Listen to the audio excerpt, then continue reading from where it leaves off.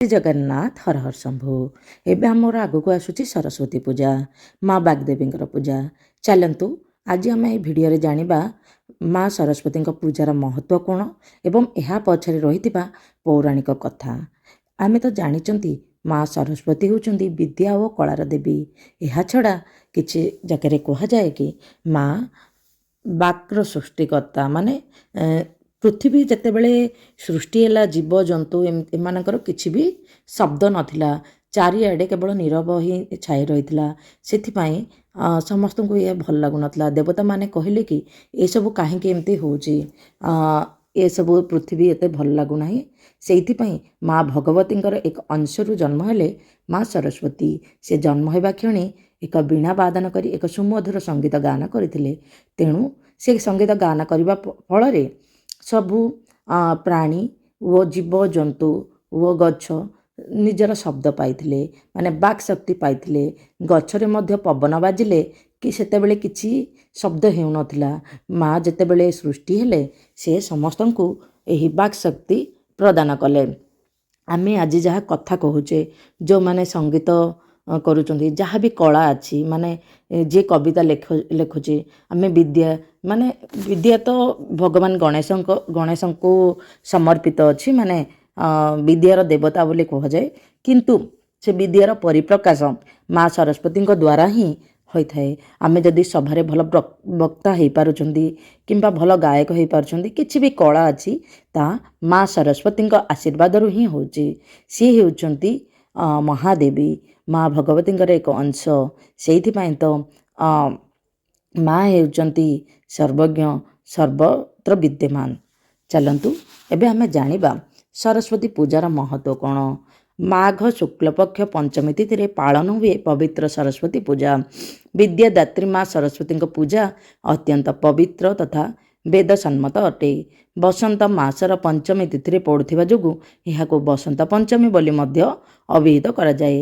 ହିନ୍ଦୁ ସଂସ୍କୃତିରେ ମା ସରସ୍ୱତୀଙ୍କୁ ସିଦ୍ଧିଦାତ୍ରୀ, କଳାର ଅଧିଷ୍ଠାତ୍ରୀ ତଥା ବିଦ୍ୟାଦାୟିନୀ ଭାବେ ପୂଜା କରାଯାଏ। ସରସ୍ୱତୀ ଶବ୍ଦର ମୂଳ ଅର୍ଥ ହେଲା ସ୍ୱତଃ ପ୍ଲସ୍ ବତୀ, ଅର୍ଥାତ୍ ପ୍ରସରଣ ଯାହାଙ୍କର ଅଛି। ଅଜ୍ଞାନ ଅନ୍ଧକାରରୁ ମଧ୍ୟରୁ ତେଜମୟ ଦିବ୍ୟ ଧାମକୁ ବାଟ କଢ଼ାଇ ନେବାର ସେ ହେଉଛନ୍ତି ଅଧିଷ୍ଠାତ୍ରୀ ଦେବୀ। ସେ ସ୍ରୋତସ୍ୱତୀ ପରି ପ୍ରବାହମାନ ଜ୍ଞାନର ଅଧିଷ୍ଠାତ୍ରୀ ଦେବୀ। ସେ ହେଉଛନ୍ତି ବାକ୍ୟର ଦେବୀ, ବାଗ୍ଦେବୀ, ବାଣୀ, ଶାରଦା। ମା ଯୋଗମାୟା ଆଦିଶକ୍ତିଙ୍କ କଣ୍ଠରୁ ସରସ୍ୱତୀ ସମ୍ଭୂତା। ମା ସରସ୍ୱତୀ ସମ୍ଭୂତା। ମା ସରସ୍ୱତୀ, ମା ଲକ୍ଷ୍ମୀ ଓ ମା କାଳୀ ତିନୋଟି ସ୍ୱରୂପ ହେଉଛନ୍ତି ଆଦ୍ୟଶକ୍ତିଙ୍କର। ସରସ୍ୱତୀ ପୂଜାର ପୌରାଣିକ କାହାଣୀ ଚାଲନ୍ତୁ ଏବେ ଜାଣିବା। ପୌରାଣିକ ଗ୍ରନ୍ଥଗୁଡ଼ାକରେ ବସନ୍ତ ପଞ୍ଚମୀ ସମ୍ବନ୍ଧରେ ଅନେକ କାହାଣୀ ରହିଛି। ଉପନିଷଦରେ ବର୍ଣ୍ଣିତ ଏକ କାହାଣୀ ଅନୁଯାୟୀ ବ୍ରହ୍ମା ମନୁଷ୍ୟ ସହିତ ସମସ୍ତ ଜୀବ ସୃଷ୍ଟି କରିଥିଲେ, କିନ୍ତୁ ସେ ତାଙ୍କ ସୃଷ୍ଟିରେ ସନ୍ତୁଷ୍ଟ ନଥିଲେ। ଏହି ସମସ୍ୟାର ସମାଧାନ ପାଇଁ ବ୍ରହ୍ମା ପ୍ରଭୁ ବିଷ୍ଣୁଙ୍କୁ ସ୍ମରଣ କଲେ। ଭଗବାନ ବିଷ୍ଣୁ ବ୍ରହ୍ମାଙ୍କ ନିରାଶର କାରଣ ପ୍ରଶ୍ନ କରନ୍ତି। ବ୍ରହ୍ମା କହିଲେ, ପ୍ରଭୁ, ଏହି ସୃଷ୍ଟିରେ ସମସ୍ତ ଜଗତ ନିରାଶ ମନେ ହେଉଛି। ଏହାର କୌଣସି ସରସତା ନାହିଁ। ଏହି କଥା ଶୁଣିବା ପରେ ଶ୍ରୀହରି ମା ଭଗବତୀଙ୍କୁ ଡାକି ଏହି ସଙ୍କଟକୁ ଦୂର କରିବା ପାଇଁ ଅନୁରୋଧ କଲେ। ଦେବତାମାନେ ଚିନ୍ତିତ ଥିବା ଦେଖି ବୀଣାବାଦିନୀ ମା ସରସ୍ୱତୀ ଆଦିଶକ୍ତି ମା ଭଗବତୀଙ୍କ ଉଜ୍ଜ୍ୱଳତାରୁ ଜନ୍ମ ହୋଇଥିଲେ। ମାତା ଭଗବତୀଙ୍କ ଶରୀରରୁ ଏହା ଦେଖାଯିବା ମାତ୍ରେ ମାତା ସରସ୍ୱତୀ ଏକ ସୁମଧୁର ସଙ୍ଗୀତ ଗାନ କରିଥିଲେ, ଯେଉଁଥିପାଇଁ ଦୁନିଆର ସମସ୍ତ ଜୀବଜନ୍ତୁ ସ୍ୱର ପାଇଥିଲେ ଏବଂ ଚାରିଆଡ଼େ ଚଞ୍ଚଳତା ଶୋଭା ପାଇଥିଲା। ଧାର୍ମିକ ଗ୍ରନ୍ଥରେ ଏହା କୁହାଯାଏ। ସେବେଠାରୁ ଏହି ଦିନକୁ ବସନ୍ତ ପଞ୍ଚମୀ ଭାବେ ପାଳନ କରାଯାଉଥିଲା। ଚାଲନ୍ତୁ ଏହା ମଝିରେ ରହିଥିବା ପରମ୍ପରା ବିଷୟରେ ଆମେ ଜାଣିବା। ପୂର୍ବେ ସରସ୍ୱତୀ ପୂଜା ଦିନ ନଡ଼ିଆ ଖଜା ଓ ଦାଣ୍ଡ ମାଗୁଣି ପରମ୍ପରା ଥିଲା। ମାନେ ଶ୍ରୀଫଳ ଯେଉଁ ଧରୁଥିଲେ ସେଇଟାକୁ ହିଁ ଦାଣ୍ଡ ମାଗୁଣି କୁହାଯାଏ। କିପରି ହେଉଥିଲା ଶ୍ରୀଫଳ ଦେଖନ୍ତୁ, ସେଇ ଗୋଟେ ନଡ଼ିଆ ମାନେ ଶ୍ରୀଫଳକୁ ପୂଜା କରି ମାଙ୍କ ଆଜ୍ଞାରେ ନଦୀ କିମ୍ବା ପୋଖରୀରେ ପୋତା ଯାଉଥିଲା, ମାନେ ତଳେ ଛାଡ଼ି ଦିଆଯାଉଥିଲା। ତାପରେ ସମସ୍ତଙ୍କୁ ଯେଉଁମାନେ ଶ୍ରୀଫଳ ଧରିବା ପାଇଁ, ମାନେ ସବୁ ପୂର୍ବ କାଳରେ ସବୁ ବିଦ୍ୟାର୍ଥୀମାନେ ସେ ପୁଷ୍କରଣୀ କିମ୍ବା ନଦୀକୁ ଯାଉଥିଲେ। ସେମାନେ ଖୋଜୁଥିଲେ, ଯାହାକୁ ମିଳିଲା ସେ ଶ୍ରୀଫଳ ଧରିଲା। କିନ୍ତୁ ପରବର୍ତ୍ତୀ ମୁହୂର୍ତ୍ତରେ ଯିଏ ଶ୍ରୀଫଳ ଧରିବ ବୋଲି କହୁଥିଲା ତାକୁ ଛାଡ଼ୁଥିଲେ। ଯେଉଁମାନେ ଶ୍ରୀଫଳ ଧରନ୍ତି ସେ ବହୁତ ଶୁଭ ବୋଲି କୁହାଯାଏ, ମାଆଙ୍କର ଆଶୀର୍ବାଦ ଅଛି ବୋଲି କୁହାଯାଏ। ନଡ଼ିଆ ଖଜାରେ ପୋଖରୀରେ ପୋତା ଯାଇଥିବା ଗୋଟିଏ ନଡ଼ିଆକୁ ପିଲାମାନେ ଖୋଜୁଥିଲେ। ଦାଣ୍ଡ ମାଗୁଣିରେ ନଡ଼ିଆ ପାଇଥିବା ପିଲାଟି ବେକରେ ଗେଣ୍ଡୁହାର ପକାଇ ଅନ୍ୟ ପିଲାଙ୍କ ମେଳରେ ଆଗେ ଆଗେ ଯାଉଥିଲା ଓ ଗୀତ ବୋଲି ଅବାଧଙ୍କ ନିମନ୍ତେ ଦକ୍ଷିଣା ଓ ବସ୍ତ୍ର ସଂଗ୍ରହ କରୁଥିଲା। ମେଲାଣି ଶେଷରେ ଅବଧାନଙ୍କ ଘରକୁ ଯାଇ ସମସ୍ତ ସଂଗୃହୀତ ପଇସା ଓ ଜିନିଷ ପହଞ୍ଚାଉଥିଲା। ବିଶ୍ୱାସ ଅଛି ଶ୍ରୀକୃଷ୍ଣ ମଧ୍ୟ ଏହି ଶ୍ରୀଫଳ ଧାରଣ କରିଥିଲେ, ମାନେ ସେ ଯେତେବେଳେ ବିଦ୍ୟାର୍ଥୀ ଥିଲେ ଏହି ଶ୍ରୀଫଳ ସେ ଧରିଥିଲେ। ସେଇଥିପାଇଁ ଏହି ପରମ୍ପରା ବହୁତ ପ୍ରାଚୀନ। ଏହି ଦିନ ମାଆଙ୍କର ପୂଜା ଆରମ୍ଭ ହୁଏ। ଆଉ କିଛି ଲୋକମାନେ ଏହି ଦିନଠୁ ଆପଣ ବିଦ୍ୟା ଆରମ୍ଭ କରିପାରିବେ। ଆପଣଙ୍କ ପାଖରେ କିଛି ବି ନଥିଲେ ଆପଣ ଗୋଟେ ନୂଆ ପେନ୍ ଏସବୁ ପୂଜା କରି ମାଆଙ୍କ ପାଖରେ ପୂଜା କରି ଆପଣ ଏକ୍ଜାମ୍ ଏସବୁ ଦେଲେ ବହୁତ ଶୁଭ ହୋଇଥାଏ ବୋଲି ବିଶ୍ୱାସ ଅଛି। ତା ଛଡ଼ା ଆପଣଙ୍କର ପାଠ୍ୟପୁସ୍ତକ ଯଦି କିଛି ବେଦ ଆପଣଙ୍କ ପାଖରେ ଅଛି, ନହେଲେ ଭାଗବତ ଗୀତା ଏସବୁ ଅଛି, ଠାକୁରଙ୍କର ବହି ଏସବୁ ଅଛି, ଆପଣ ଏହି ଦିନ ପୂଜା କରିପାରିବେ। ତା ଛଡ଼ା ଆପଣ କେମିତି ଏହି ଦିନ ପୂଜା କରିପାରିବେ? ଆପଣଙ୍କ ପାଖରେ ଯଦି ଫଟୋ ଅଛି ଠିକ୍ ଅଛି, ସେଥିରେ ପଞ୍ଚାମୃତ ସିଞ୍ଚନ କରିଦେବେ। ମାଆଙ୍କୁ ଧଳା କିମ୍ବା ହଳଦିଆ ବସ୍ତ୍ର ପରିଧାନ କରିଦେବେ। ମାଆଙ୍କୁ ଧଳା ଓ ହଳଦିଆ ରଙ୍ଗ ଅତ୍ୟନ୍ତ ପ୍ରିୟ ହୋଇଥାଏ। ତେଣୁ ଧଳା ଓ ହଳଦିଆ ରଙ୍ଗର 5ଟି ପୁଷ୍ପ ଦେବେ। ପଞ୍ଚମୀ ସେଥିପାଇଁ 5ଟି ପୁଷ୍ପ ଦେବେ। 5 ପ୍ରକାର ଫଳ ଠାକୁରଙ୍କର ଭୋଗରେ ଲାଗିଥାଏ। ଆଉ ତାପରେ କ'ଣ କରାଯାଏ, ଆପଣ ସେହିଦିନ କ'ଣ କରାଯାଏ, ଆପଣ ମାଆଙ୍କୁ କିପରି ପୂଜା କରିବେ? ଆପଣ ପ୍ରଥମେ ତଳେ ଗୋଟେ ଝୁଟି କାଟିଦେବେ। ସେଇଠିକି ପବିତ୍ର ଜଳ ସିଞ୍ଚନ କରିଦେବେ, ପୋଛାପୋଛି କରିଦେବେ। ସେଥିରେ ଝୁଟି ଦେବେ। ଝୁଟି ଦେଲା ପରେ ଖଟୁଲି ବସାଇବେ। ଯଦି ଆପଣଙ୍କ ପାଖରେ ଖଟୁଲି ନାହିଁ ଗୋଟେ ପିତ୍ତଳ ଥାଳିଆ ମଧ୍ୟ ବସାଇ ପାରିବେ। ପ୍ରଥମେ କହୁଛି ଫଟୋ ଥିଲେ କିମ୍ବା ମୂର୍ତ୍ତି ଥିଲେ କିପରି ପୂଜା କରିବେ। ମୂର୍ତ୍ତି କିମ୍ବା ଫଟୋ ଯଦି ଆପଣଙ୍କ ପାଖରେ ଅଛି ଆପଣ ପ୍ରଥମେ ସେ ଜାଗାକୁ ଧୁଆ ପୋଛା କରିଦେବେ, ଝୁଟି ଦେବେ, ତାପରେ ଖଟୁଲି ବସାଇବେ। ଖଟୁଲିକି ମଧ୍ୟ ହଳଦୀ ପାଣି ଓ ପଞ୍ଚାମୃତରେ ସିଞ୍ଚନ କରିଦେବେ, ନହେଲେ ଧୁଆଧୁଇ କରିଦେବେ।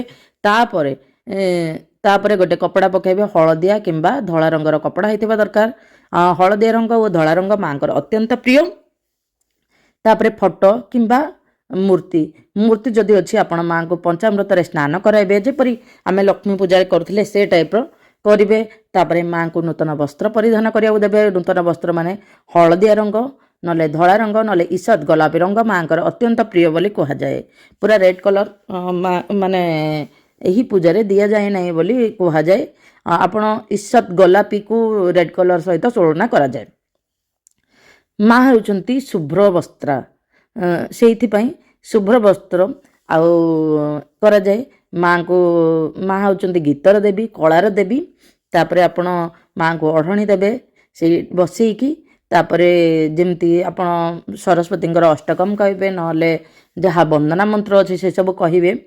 ବାସ୍ ତାପରେ ମାଆଙ୍କୁ 5 ପ୍ରକାର ଫଳ ଆଉ 5 ପ୍ରକାର ପୁଷ୍ପ ପ୍ରଦାନ କରିବେ। ଆପଣ ମାଆଙ୍କୁ 5 ପ୍ରକାର ଫୁଲ ମାନେ ହଳଦିଆ ଆଉ ଧଳା ଫୁଲ ଅର୍ପଣ କରିବେ ଓ 5 ପ୍ରକାର ଫଳ, ସେଥିରେ ବରକୋଳି ଯେମିତି ବି ରହିଥିବା ଦରକାର। କାରଣ ଏହି ମାଘ ମାସରେ ମୂଳା ବରକୋଳି ଖାଇନଥାନ୍ତି। କିନ୍ତୁ ଏହି ମାଘ ମାସରେ ଯେତେବେଳେ ବସନ୍ତ ପଞ୍ଚମୀ ପଡ଼େ ମାଆଙ୍କୁ ବରକୋଳି ଭୋଗ ଲଗାଇ ସାରିଲା ପରେ ସମସ୍ତେ ସେଇଟାକୁ ଗ୍ରହଣ କରନ୍ତି। ସେଇଥିପାଇଁ ନିଶ୍ଚିତ ଭାବରେ ଯଦି ବରକୋଳି ମିଳୁଛି ମାଆଙ୍କୁ ଭୋଗ ଲଗାଇବେ, ତାପରେ ଆପଣ ଗ୍ରହଣ କରିପାରିବେ। ଏହା ଅତ୍ୟନ୍ତ ଶୁଭ ହୋଇଥାଏ ଓ ଏହି ଦିନ ଆପଣ ହଳଦିଆ ରଙ୍ଗର ଭୋଗ ପ୍ରସ୍ତୁତ କରିକି ମାଆଙ୍କୁ ଦେବେ। ହଳଦିଆ ରଙ୍ଗର କ'ଣ ଭୋଗ? ଆପଣ କ'ଣ କରିବେ? ଖେଚୁଡ଼ି କରିପାରିବେ। ହଳଦିଆ ଖେଚୁଡ଼ି ମାନେ କାନିକା ଆଉ କ୍ଷୀରି, ଏସବୁ କ୍ଷୀରି ମାନେ ପାୟସ, ଏସବୁ ଆପଣ ମାଆଙ୍କୁ ଭୋଗ ଲଗାଇ ପାରିବେ। ଆଉ ଏହି ଦିନ ଆପଣ ଶ୍ରୀହରି, ବିଷ୍ଣୁ ଓ ମା ଲକ୍ଷ୍ମୀଙ୍କୁ ମଧ୍ୟ ପୂଜା କରିପାରିବେ। କାରଣ ମା ସରସ୍ୱତୀ, ମା ଲକ୍ଷ୍ମୀ ଓ ମା କାଳୀଙ୍କ ମଧ୍ୟରେ କୌଣସି ବି ପ୍ରଭେଦ ନାହିଁ। ଏପରିକି ଆମେ ଲକ୍ଷ୍ମୀ ପୂଜାରେ ମଧ୍ୟ 3ଟି ଗୁଆ ସ୍ଥାପନ କରିଥାଉ, ଯାହା ହେଉଛି ମା ଲକ୍ଷ୍ମୀ, ମା କାଳୀ ଓ ମା ସରସ୍ୱତୀଙ୍କର ପ୍ରତୀକ। ସେଇଥିପାଇଁ ଆପଣ ଯଦି ଯେବେ ବୈଷ୍ଣୋଦେବୀ ଯାଉଛନ୍ତି ମାଆଙ୍କୁ ଗୁଆ ଛୁଆଁଇକି ଆଣିବେ। ଯଦି ଗୁଆ ଛୁଆଁଇ ପାରୁନାହାନ୍ତି ସେଇଠି ଗୋଟେ କଏନ୍ ଆଣିଦେବେ, ମାଆଙ୍କର ପ୍ରତୀକ ସ୍ୱରୂପ ସେଇଟାକୁ ଆପଣ ବସେଇ ପାରିବେ। ଏହା ହେଉଛି, ଆଉ ଯଦି ଆପଣଙ୍କ ପାଖରେ ଫଟୋ କିମ୍ବା ମୂର୍ତ୍ତି ଅଛି କିପରି ପୂଜା କରିପାରିବେ? ଆପଣଙ୍କ ପାଖରେ ଫଟୋ କିମ୍ବା ମୂର୍ତ୍ତି ନାହିଁ, କିପରି ପୂଜା କରିବେ? ଆପଣ ପ୍ରଥମେ କ'ଣ କରିବେ? ଯେଉଁ ଜାଗାରେ ପୂଜା କରିବେ ସେଇ ଜାଗାରେ ଗଙ୍ଗା ଜଳ କିମ୍ବା ତ୍ରିବେଣୀ ସଙ୍ଗମର ଜଳ ସିଞ୍ଚନ କରିଦେବେ। ଯଦି ସେସବୁ ନାହିଁ ମଧ୍ୟ ଆପଣ ନିଜ ପାଣିରେ ଭଗବାନଙ୍କୁ ଡାକିବେ, ନର୍ମଦା ସିନ୍ଧୁ କାବେରୀ ସେହି ମନ୍ତ୍ରଟା ଗୀତ ଗାଇକି ମନେ ମନେ ବି ଗାଇପାରିବେ, ନହେଲେ ସ୍ମରଣ କରିବେ, ହେ ଗଙ୍ଗା ମାତା, ହେ ଯମୁନା ମାତା, ହେ ସରସ୍ୱତୀ ମାତା, ଏହି ଜଳରେ ଆପଣ ଆସିକି ବାସ କରନ୍ତୁ ବୋଲି କହିବେ। ତାପରେ ସେଇଠି ସିଞ୍ଚନ କରିବେ। ସିଞ୍ଚନ କଲା ପରେ ସେଇ ଜାଗାକୁ ପରିଷ୍କାର କରିଦେବେ। ପରିଷ୍କାର କଲା ପରେ ଆପଣ ଝୋଟି ଚିତା ଆଙ୍କିଦେବେ। ଝୋଟି ଚିତା ଆଙ୍କିଲା ପରେ ଗୋଟେ ପିତ୍ତଳ ଥାଳିଆରେ, ଯଦି ଖଟୁଲି ନଥିବ ଗୋଟେ ପିତ୍ତଳ ଥାଳିଆ କିମ୍ବା ପୂଜା ପିଢ଼ା, ଓକେ, ପୂଜା ପିଢ଼ା ତ ମିଳେନ୍ତିନି, ସେଥିରେ କଣ୍ଟା ଲାଗିବାକୁ ହୁଏନି। ଆପଣ ଯଦି ଅଛି ଠିକ୍ ଅଛି, ଯଦି ନ ମିଳୁଛି ଆପଣ ପିତ୍ତଳ ଥାଳିଆରେ ମଧ୍ୟ କରିଦେବେ। ସେଇଠି କ'ଣ କରିବେ, ଗୋଟେ ଗୁଆକୁ ଆପଣ ପଞ୍ଚାମୃତରେ ସ୍ନାନ କରାଇକି ଚନ୍ଦନ ସିନ୍ଦୁର ଦେଇଦେବେ। ସେଇଟାକୁ କ'ଣ କରିବେ, ପିତ୍ତଳ ଥାଳିଆ ଉପରେ ଫୁଲ ଓ ଚାଉଳ ଟିକେ ଦେଇକି, ମାନେ ଧାନ, ଶୁକ୍ଳ ଧାନ ଯାହା ଦେଇକି ସେ ଗୁଆକୁ ସ୍ଥାପନ କରାଇବେ। ତା ଉପରେ ଗୋଟେ ବସ୍ତ୍ର ଅର୍ପଣ କରିବେ। ବସ୍ତ୍ର ଯଦି ଆପଣ ଦେଖନ୍ତୁ, ରକ୍ଷା ସୂତ୍ର ମଧ୍ୟ ଆପଣ ଅର୍ପଣ କରିପାରିବେ। ଧଳା କିମ୍ବା ହଳଦିଆ ରଙ୍ଗର ରକ୍ଷା ସୂତ୍ର ଆପଣ ଅର୍ପଣ କରିପାରିବେ। ତାପରେ ମାଆଙ୍କୁ, ସେଇଟାକୁ ମାଆଙ୍କର ପ୍ରତୀକ ବୋଲି ଭାବିକି ଆପଣ ପୂଜା କରିପାରିବେ। ବାସ୍ ସେଇଟା ହେଲା। ନହେଲେ ଆପଣ ସେଇଟାକୁ ସରସ୍ୱତୀ ମନ୍ଦିରରୁ ଛୁଆଇକି ଆଣିପାରିବେ। ଯଦି ନାହିଁ, ଆପଣ ମା ସରସ୍ୱତୀଙ୍କୁ ଛୁଆଇକି ଆଣିଲେ ତ ବହୁତ ଭଲ। ନହେଲେ ଏମିତି କରିବେ। ସମସ୍ତ ଗୃହିଣୀ ଓ ସମସ୍ତେ ପୂଜା କରିବା ନିହାତି ଦରକାର। କେବଳ ବିଦ୍ୟାର୍ଥୀ ନୁହନ୍ତି, ଆଉ ସମସ୍ତେ ମଧ୍ୟ ପୂଜା କରିବା ନିହାତି ଦରକାର। କାରଣ ଆମକୁ ବାକ୍ ଶକ୍ତି ମିଳିଛି ମା ସରସ୍ୱତୀଙ୍କ ଆଶୀର୍ବାଦରୁ। ଆମେ ଯେତେ କଥା କହିପାରୁଛନ୍ତି, ଆମର ମନର ଭାବନା ବ୍ୟକ୍ତ କରିପାରୁଛନ୍ତି, ମା ସରସ୍ୱତୀଙ୍କର ଆଶୀର୍ବାଦ ଆମ ଉପରେ ନିଶ୍ଚିତ ଭାବରେ ଅଛି। ଯାହାର କଣ୍ଠ ଯାହା ବି ହେଉନା କାହିଁକି, ସେଇ କଣ୍ଠରେ ଆମେ କଥା କହୁଛେ ମା ସରସ୍ୱତୀଙ୍କ ପାଇଁ। ସେଇଥିପାଇଁ ମାଆଙ୍କୁ ନିଶ୍ଚିତ ଭାବରେ ଆମେ ଧନ୍ୟବାଦ ଜ୍ଞାପନ କରିବା ପୂର୍ବକ ମାଆଙ୍କ ପୂଜା କରିବା ଦରକାର। ଏହି ଦିନ ଆପଣ ଅନ୍ନ ଗ୍ରହଣ ମଧ୍ୟ କରିପାରିବେ। ଆପଣ ଯଦି ପୂଜା କରିପାରୁଛନ୍ତି, ଅନ୍ନ ଗ୍ରହଣ ନିଶ୍ଚିତ ଭାବରେ କରିପାରିବେ। କାରଣ ମାଆଙ୍କୁ ଖେଚୁଡ଼ି ଭୋଗ ଅତ୍ୟନ୍ତ ପ୍ରିୟ, ମାନେ ହଳଦିଆ କଲର ଭୋଗ ଅତ୍ୟନ୍ତ ପ୍ରିୟ। ଆପଣ ହଳଦିଆ କଲର ଭୋଗ, ମାନେ ଖିଚୁଡ଼ି, କ୍ଷୀରି ଏସବୁ ଲଗେଇକି ଆପଣ ନିଜେ ଗ୍ରହଣ କରିପାରିବେ। ମାନେ ପିଲାବେଳେ ମଧ୍ୟ ଆମେ ସ୍କୁଲ ଗଲାବେଳେ ଶ୍ରୀ ପଞ୍ଚମୀ ଦିନ ଅନ୍ନ ଭୋଗ ହେଉଥିଲା, ଆମକୁ ଭୋଜି କରିକି ଖାଇବାକୁ ଦିଆଯାଉଥିଲା। ତ ଆପଣ ଅନ୍ନ ଗ୍ରହଣ କରିପାରିବେ। ଗଣେଶ ଚତୁର୍ଥୀରେ କିଛି ଜଣ ଅନ୍ନ ଗ୍ରହଣ କରନ୍ତି, କିଛି ଜଣ କରନ୍ତି ନାହିଁ। କିନ୍ତୁ ଆପଣ ସରସ୍ୱତୀ ପୂଜାରେ ଅନ୍ନ ଗ୍ରହଣ କରିପାରିବେ ନିଶ୍ଚିତ ଭାବରେ, କାରଣ ସେ ହେଉଛନ୍ତି ମାଆଙ୍କର ପ୍ରତୀକ। ଆପଣ ନିଶ୍ଚିତ ଭାବରେ କରିପାରିବେ। ଯଦି ଆପଣ ଏଇଟା ଖାଇବାକୁ ଚାହୁଁନାହାନ୍ତି, ଆପଣ କିଛି ବି, ମାନେ ଦେଖନ୍ତୁ, ଯାହା ଯେଉଁଟା ଅଛି, ଦେଖନ୍ତୁ ହଳଦିଆ ରଙ୍ଗର ଆପଣ ଅର୍ପଣ କରିପାରିବେ। 5 ପ୍ରକାର ଫଳ ଅର୍ପଣ କରିବେ। ନିଶ୍ଚିତ ଭାବରେ ବରକୋଳି ଅର୍ପଣ କରିବେ। ଆଉ ଗୋଟେ କଥା, ଯଦି ଭଗବାନ ମାନେ ଯେଉଁ ଅଢ଼ଣ ଷଷ୍ଠୀ ଦିନ ଘୋଡ଼ି ହେଇଥିଲେ, ଏହି ଶ୍ରୀ ପଞ୍ଚମୀ ଦିନ ସେମାନଙ୍କର ଶୀତ ବସ୍ତ୍ର ବାହାର କରାହେଇଯିବ। କାରଣ ଆଉ ଶୀତ ପଡ଼ିବା ଏଇଥିରୁ ପ୍ରକୋପ କମ୍ ହେଇଯିବ। ଏହା ହେଲା। ଯଦି ଆପଣ ଠାକୁରଙ୍କୁ ଅଢ଼ଣା ଦେଇଛନ୍ତି, ମାନେ ଶୀତ ବସ୍ତ୍ର ପିନ୍ଧେଇଛନ୍ତି, ଏହି ଦିନ ଆପଣ ଉତାରି ପାରିବେ ପ୍ରଭୁଙ୍କର ସବୁ ଭଗବାନଙ୍କଠାରୁ। ଯଦି ଆପଣଙ୍କ ପାଖରେ ଗୁଆ ମଧ୍ୟ ମିଳୁନାହିଁ, କ'ଣ କରିବେ? ଗୁଆ ତ ମିଳିବ ନିହାତି।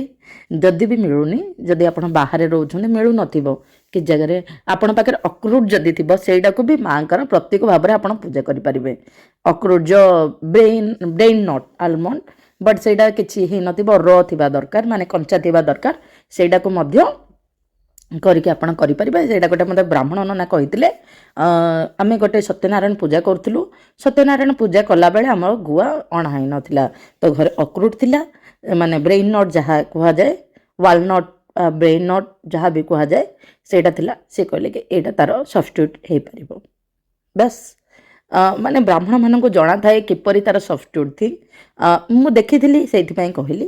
ଯଦି ଆପଣ ବାହାରେ ଥିବ, ଅକ୍ରୁଟ ତ ନିଶ୍ଚିତ ଭାବରେ ମିଳିବ, ତ ସେଥିରେ କିଛି ସନ୍ଦେହ ନାହିଁ।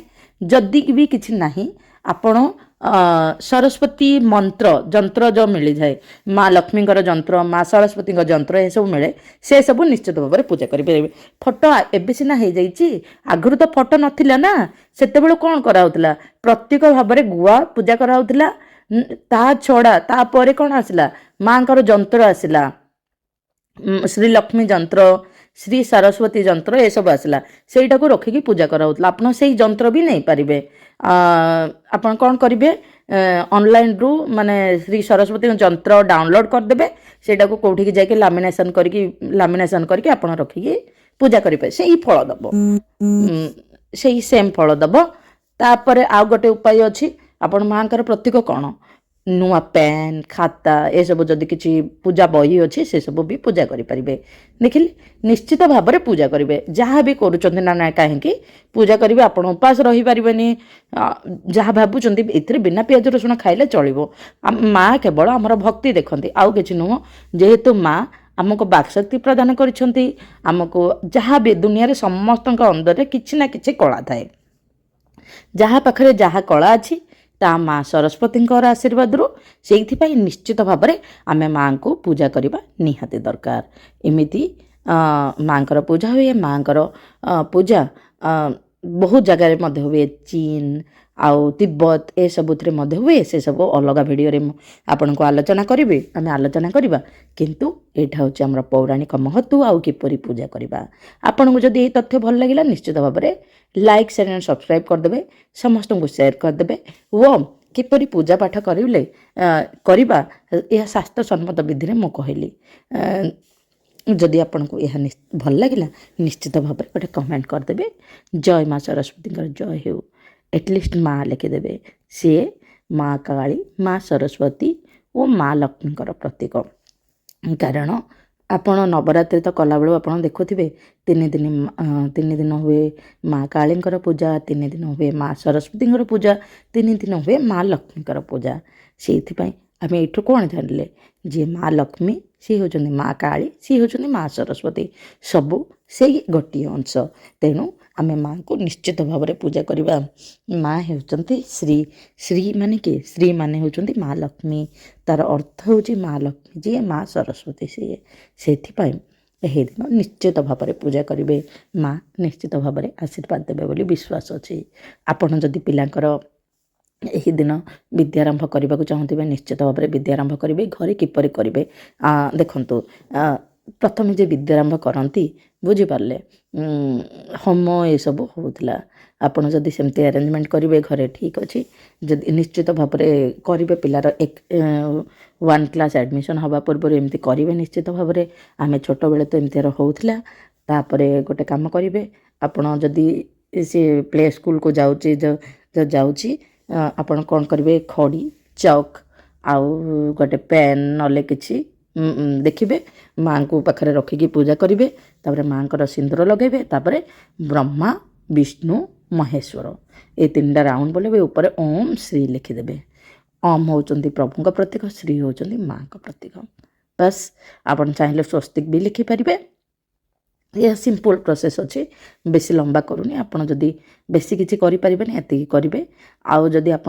घरे होम करें बहुत भल कथा होम करें बहुत भल कथा बहुत भल घर पर बहुत शुभ आपड़ जो भी नुआ घर को जाऊँगी जदि नुआ घर भी ना आपड़ जो भी घरे रोचे प्रति बेले माने मास को थर तो कले बहुत भल ना वर्ष को थे अत्यंत वर्ष को थे आपणकर जन्मदिन होगला ना एनिवर्सरी होगला ना कि आपण माँ जन्मदिन कि बाबा जन्मदिन से दिन आप होम करदे ना छुआर जन्मदिन दिन करदे बहुत शुभ रही सरस्वती पूजा जदि आप होम कर घी जदि घरे टिके पढ़ा हे बहुत भल से आपण किपरि पूजा पाठ करेंगे माँ कौन से दिन कौन करेंगे यह तो कहली आपड़ जदि ये तथ्य भल लगे निश्चित लाइक शेयर एंड सब्सक्राइब करदे कमेंट जय माँ सरस्वती लिखिदेवे जय माँ सरस्वती जय हो।